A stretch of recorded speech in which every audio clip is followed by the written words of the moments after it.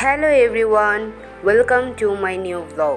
সেই দিন চলে গিয়েছিলাম মল অফ এশিয়াতে, যেটা কিনা পাসাই সিটির অনেক বিখ্যাত একটা শপিং মল বলা যায়, প্লাস অনেক এন্টারটেইনমেন্টের জিনিস রয়েছে।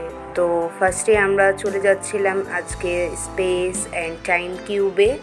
এটার ডিস্টেন্স খুব বেশি একটা দূরে না, আমার বাসা থেকে খুবই কাছেই বলা যায়। তো আমি এর আগেও অনেকবার মল অফ এশিয়াতে গিয়েছিলাম, কিন্তু এই জায়গাটাতে আমার যাওয়া হয়নি। স্পেস অ্যান্ড টাইম কিউবের কিন্তু যেই প্রবেশপথটা সেটা কিন্তু খুবই সুন্দর ছিল। তো তারপরে হচ্ছে আমরা এখানে বিল পে করি, আমাদের পার পারসন 880 পেসো করে লেগেছে। তো তারপরে আমরা ঢুকে যাই এবং ঢুকে যাওয়ার পরই আমাদের চোখে পড়লো এই জায়গাটা। এইটা খুব সম্ভবত গ্রহকে মিন করা হয়েছে, বিভিন্ন কালারফুল গ্রহ, প্ল্যানেট বোঝানো হয়েছে আমার কাছে যেটা মনে হয়েছে। তো এটার আশেপাশে আসলে পুরোটাই হচ্ছে বলা যায় যে মিররই ছিল, তো লাইটের রিফ্লেকশনের কারণে এরকম লাগছিল। তারপরে এখানে একটা জায়গা ছিল, এটা খুব সম্ভবত আমার কাছে মনে হয়েছে যেটা আমাদের মিলিটারি মিউজিয়ামে আছে বাংলাদেশের, ওটার মতো অনেকটা লেগেছে। তো তারপরে এই পাশটা ছিল বসার জায়গা, মূলত এটা রেস্টের জায়গা ছিল, প্লাস তারা এমনভাবে এটার সিনারি করেছে যেটা দেখতে একেবারেই ট্রেনের মতো লাগছিল। আর এটা হচ্ছে সিঁড়ি, এটা বলা যায় যে অনেকটা উল্টা উল্টা লাগছিল।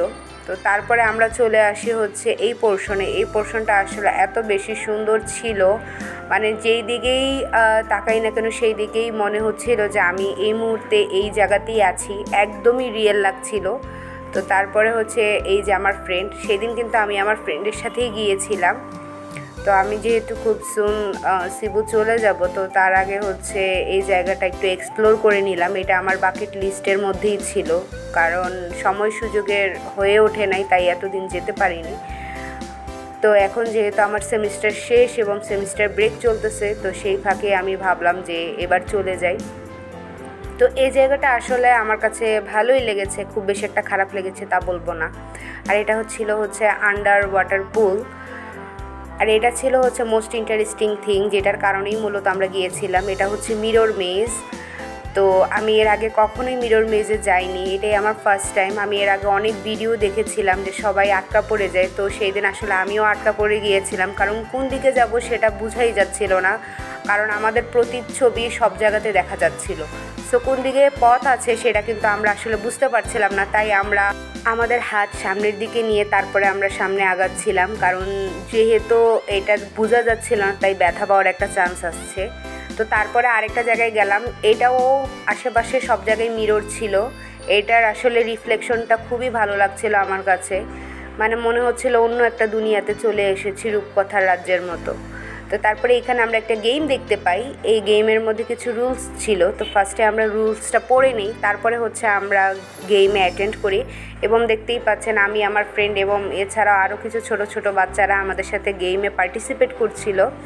এখানে আসলে নির্দিষ্ট কিছু কালার ওরা মাইকিংয়ে অ্যানাউন্স করে বলতেছিল, আর সেই কালার অনুযায়ী 3 সেকেন্ডের মধ্যে যেতে হবে।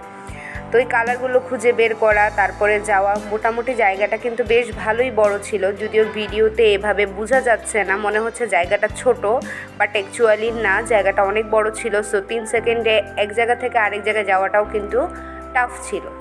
তো তারপর হচ্ছে আমি এই পাশে এসে পড়ি। এই পাশে আমি ফার্স্ট টাইম এটা খেলি, এটা বলা যায় যে ভিডিও গেমই।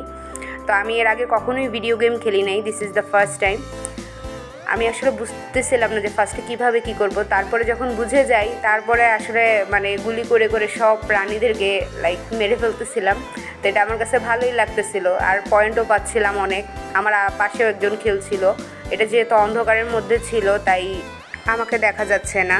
তো এটা বেশ কিছুক্ষণ খেলার পরে আমি হচ্ছে আরেকটা জায়গায় চলে যাই। এখানে হচ্ছে এই জায়গাটাতে খুবই ভালো লাগতেছিল। তারপরে আসি ইন্টারেস্টিং একটা পার্টে, এইখানে হচ্ছে মাছটা আঁকতে হবে, রং করতে হবে। তো আমি এখানে রং করি আর আমাদের নাম বাংলায় লিখি, যদিও এই রং পেন্সিলগুলো খুব বেশি একটা আমার কাছে ভালো লাগছিল না, কারণ এগুলো নরম ছিল না, খুবই শক্ত ছিল, যে আমি আপনাদেরকে দেখাচ্ছিলাম।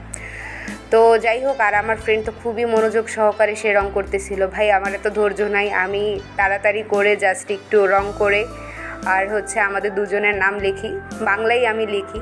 তারপরে যে দেখেন কত সুন্দর করে এটা যে লাইক জীবন্তভাবে এটা চলতেছিল। এটা আসলে স্ক্যান করা হয়, স্ক্যান করার পর তারপরে এটা এরকম হয়। তো সবাই সবার মাছ এঁকে এঁকে এইভাবে দিচ্ছিল। এটা আসলে দেখতে খুবই ভালো লাগতেছিল।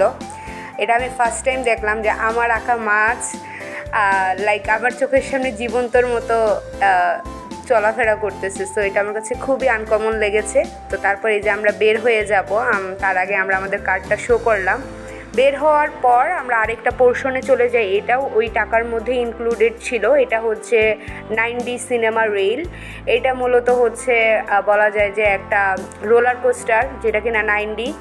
আর আমরা এটা চোখের সামনে দেখতেছিলাম, বাট ফিল হচ্ছিল আমরা ওই জায়গাতেই আছি। কারণ হচ্ছে আমরা যেই গাড়িটার মধ্যে বসেছিলাম, এটা ওয়ান কাইন্ড অফ গাড়ি বলা যায় বা ট্রেন, যেটাই বলেন না কেন, সেইটা ওরা কন্টিনিউয়াসলি মুভ করতেছিল। সেই সাথে তারা লাইক ভিজুয়ালিটি যাতে একদম রিয়েলিটি লাগে, এই জন্য ওরা হচ্ছে সেই সাথে যখন আমরা ঝর্ণার দিকে যাচ্ছিলাম তখন ওরা উপর থেকে পানি স্প্রে করতেছিল। যখন তুষারের জায়গায় ছিলাম তখন ওরা উপর থেকে স্নোর মতো কিছু একটা স্প্রে করতেছিল। তো আসলে সব কিছু ওই মুহূর্তে মনে হচ্ছিল যে আমরা একদম রিয়েল জায়গায় আছি। তো এটা আমার ফার্স্ট টাইম ছিল। 9D যেহেতু ছিল, খুবই ভালো লাগতেছিল। আর হচ্ছে মানে এটার সাউন্ড কোয়ালিটিও ছিল একদম অনেক ভালো, যে মানে মনে হচ্ছিল একদম আসলেই বাস্তবে আমরা ওখানেই ছিলাম। তো এটা আমার লাইফের একটা ফার্স্ট এক্সপিরিয়েন্স ছিল।